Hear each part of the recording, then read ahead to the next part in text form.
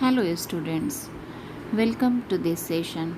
I am Anamika, your bio teacher, and today I will discuss the question answer of chapter 9, that is respiration in organisms. In the previous video boys, you have seen the short answer type questions. In this video, we will discuss about the long type question and answer. So let's start.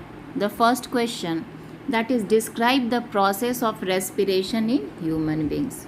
Respiration in human takes place through the lungs. Lungs, that is the main respiratory organ. It is the largest organ of the human respiratory system. The air we inhale moves down the trachea which is called windpipe, into the lungs where oxygen exchanged for carbon dioxide from the body tissue. Carbon dioxide is then exhaled out from the lungs through the mouth. Actually, the exchange of the gases that mainly occurs in the alveoli, which is present at the tip of the bronchioles. Now the next question is describe the respiratory system in animals. Actually, in animals, they having the different types of the respiratory organs, as you have read.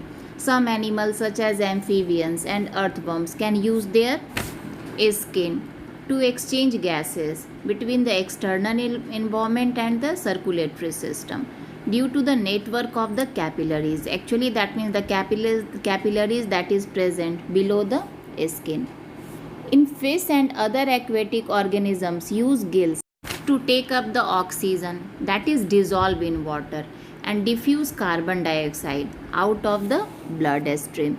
You can see in this diagram fish, that means the gills that takes the oxygen through the mouth which is dissolved in water and then it goes to the bloodstream. Some insects utilize a tracheal system that transport oxygen from the external environment through openings that is called aspiracles, and aspiracles that is connected to the tracheal system through which gaseous exchange occurs. Next question is how do plants respire? Actually, respiration that is important for everyone. State the role of the various plant parts in this process.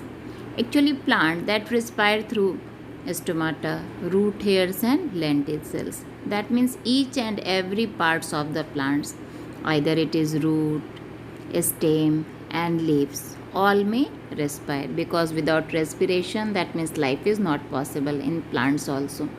Stomata, as we know, that is present in the lower surface of the leaves, and these are the small pores, tiny pores through which gaseous exchange occurs in the plants. That means the exchange of the oxygen and the carbon dioxide that occurs, and as we know this process is called respiration. And one more process that also occurs through the stomata, that is transpiration. Next is the root hairs, the roots of a plant that also take up the air from the spaces between the soil particles. Actually, the soil particles, that means they having the space between them which contains the air which is essential for the survival of the root. Actually, what happens if root does not survive, that means plants are not able to, that means stand straight, or we can say that it will die, because oxygen that is important for the root also.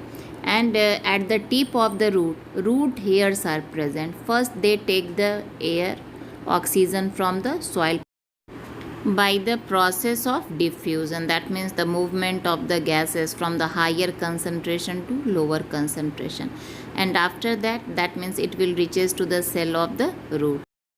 In this way, that means root respires through the root hairs.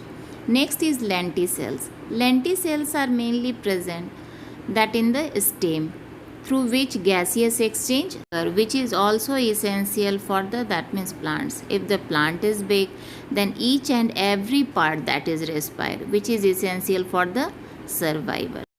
Okay, thank you student. That means whatever the questions that I have discussed, I think that should be clear to you. If you have any doubt, you can ask. So in the next video student, we will discuss about the some more questions. Okay, thank you. and you may wait for the next video. If you like, then you can subscribe also.